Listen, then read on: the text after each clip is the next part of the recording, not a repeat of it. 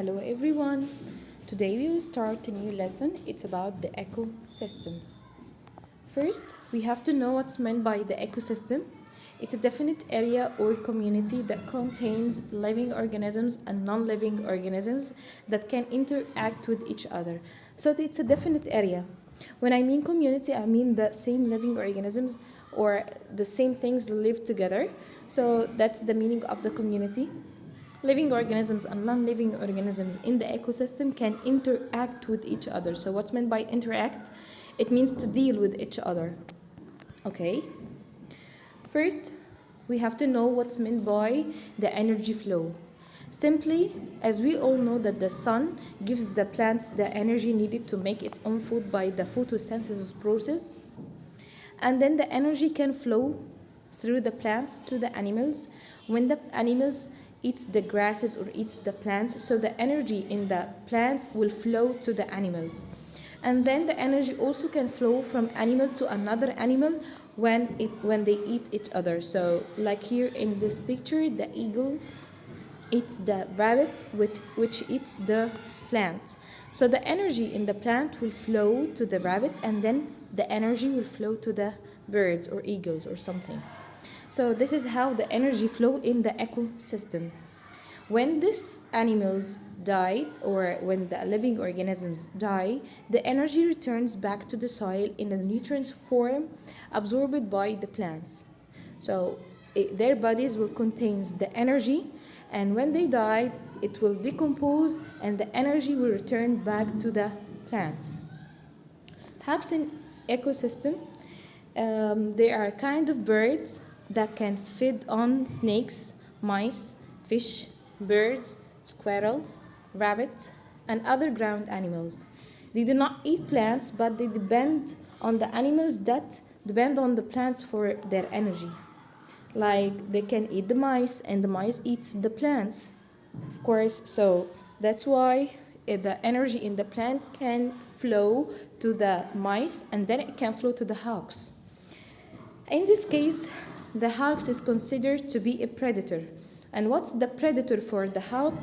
Now, the predator means the animals that hunt or eat another animals.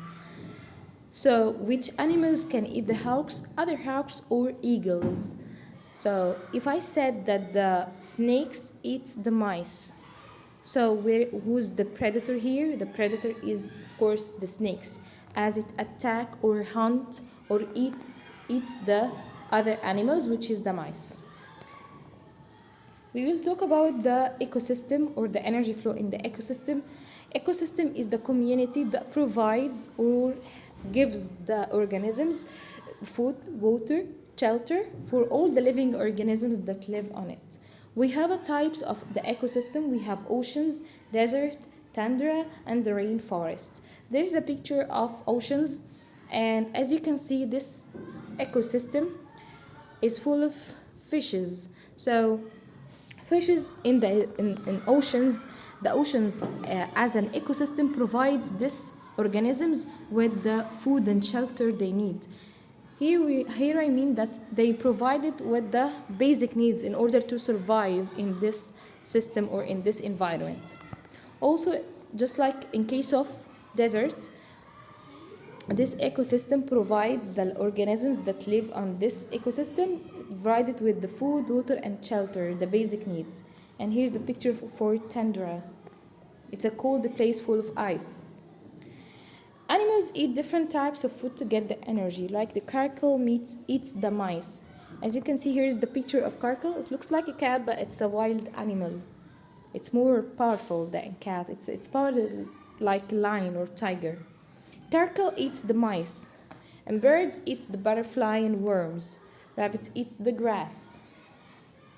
Food and oxygen provide us with the energy, and the energy we needed to make our vital activities such as running, thinking, breathing. Okay, and if you can say that I don't want the energy in my life, of course you want it. You have to get the energy in order to survive and to grow. You will tell me, teacher, I will sit in my bed and I will do nothing, so I don't need energy. I have to tell you that even your breathing needs an energy. Okay, so in order to survive, we have to get the energy, and the energy we can get it from the food and oxygen, so we can do our vital activities. Here is a comparison between animals or humans and plants, and how they can get their food. In case of animals and humans, they cannot make their own food, while the plants can make its own food through the photosynthesis process. While animals cannot make their own food, they can get the energy only from the environment which they live in it. Some animals can get their food by eating plants only, and some animals eat plants and animals, and some animals eat the animals that eat the plant. Okay? While in case of plants, as we said, it can make its own food by the photosynthesis process, and how it's be occurred in the plants by absorbing the sunlight through the leaves, and uses the sun's energy to convert the carbon dioxide and water to glucose and oxygen. And glucose itself, this is the energy needed for plants. So the light energy from the sun will be transferred to be the chemical energy in the plants, and this energy is passed to the animals and the plants, as we said, through the energy flow. And we can conclude that the sun is the main source of energy for all the living organisms, or it's the primary source of energy for all of the living organisms. Food chain, now we are going to divide the living organisms into 3 groups: producers, consumers, and decomposers. First, we start with the producers. Producers is the organisms that can make its own food and do not feed on other plants or animals. Such as the plants, it can make its own food through the photosynthesis process, right? While the consumers is the organisms that eat another organisms to get the energy, and they cannot make their own food. The consumers, we are going to categorize it, make it in categories or groups. We have primary consumer. Okay, we have secondary consumer, and we have tertiary consumer. So it's 3 groups: primary, secondary, tertiary. What's the difference, teacher? The primary consumers eat the plants only, like the insects. They feed on plants only. While the secondary consumers is the organisms that eat the primary consumers, like the birds, which eats the insects. And the insects, of course, eats the plants. While the tertiary consumers, they are the animals or organisms that eats the secondary consumers. And by the way, they eat large amount of meat, like the crocodiles or something. Okay? So this is the main difference between the 3 groups: primary consumer, secondary consumer, and tertiary consumer. We have to know what's the difference between a predator and the prey. The predator is the animal that hunt or eats another animal, like snake, like the hawk. While the prey is the animal that is hunted or eaten by another animal, like mouse or like a rabbit. The third group, we have said that we have producers, consumers, and the third group is decomposers. Finally, we have to know what's meant by decomposers. Decomposers comes from the word decomposition or decompose. They are organisms that carry out the process of decomposition. How? By breaking down or decaying the dead bodies or the dead organisms. So it's the organisms that are responsible for the process itself. Without these organisms, the decomposition process will not happen or will not occur. We have examples for the decomposers. We have millet, bacteria, and fungi. And the decomposition process returns back to the soil to make it fertile, which to make the soil full of nutrients. Worms and millet are considered as decomposers. They eat the dead matter and produce wastes rich by nutrients, which increase the soil fertility. So it's like a circle. It's a chain.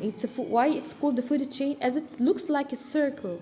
It started with the plants and also ended with the plants, and then the cycle, happened again. Now, I have to know the meaning of food chain. What's the meaning of the food chain? It shows how the energy passes from one organism, how the energy can flow or passes from one organism to another in the ecosystem. Here we know that the sun is the main source of energy. It gives the plants the energy needed in order to grow by the photosynthesis process, and then the mouse eats the plants, and then the snakes eats the mouse, and then the owl eats the snakes. Here's the first link in our food chain. Here is the plant. It's considered to be a producer, as it can produce its own food by the help of the sun, by the energy of the sun. While the second link is the mouse, which is considered as a primary consumer, as it can eat the plant to get the energy. Snake also is considered to be a secondary consumer, as it can eat or can feed on the mouse. Eagle is considered as a tertiary consumer because it eats the snakes. Finally, when the eagles die, it decomposes by the action of decomposers. So without the decomposers, it will not decompose and will remain as it is.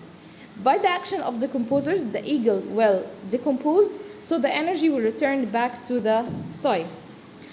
We have a word called food web. What's the food web? It's the model that shows several interconnected food chains among the living organism. As you can see here in the picture, there is a grass, okay, and the rabbit can eat the grass, and the mouse eats the grass, and the grasshoppers can eat also the grass. In this connection or in this food chain, it may be interconnected, and this web is called the food web. The sun provides the energy for producers as plants to make its own food by the photosynthesis. Plants provide food for the primary consumers, which may eat from many secondary consumers, and there are many organisms share food resources in ecosystem. We have a scientist called Becky Barak. She is a plant community ecologist. Ecologist means to study the ecology, study the nature and the soil or something. She studied the group of plants and she researched on prairie. So she studied the plants on prairie and she learned that there are some seeds that are sticky that can stuck on the human's clothes or the animal's fur. And the light seeds may carried by the winds. And there is a science or a class called restoring ecology. It is responsible for rebuilding the habitats that is damaged. Restoring means to rebuild. So it's rebuilding of the habitats. Which habitats that are damaged? Dr. Barak said that different plants need different ways to transport their seeds. And there are plants that contain spins and they can stick on your clothes, the human clothes or the animal's body or fur.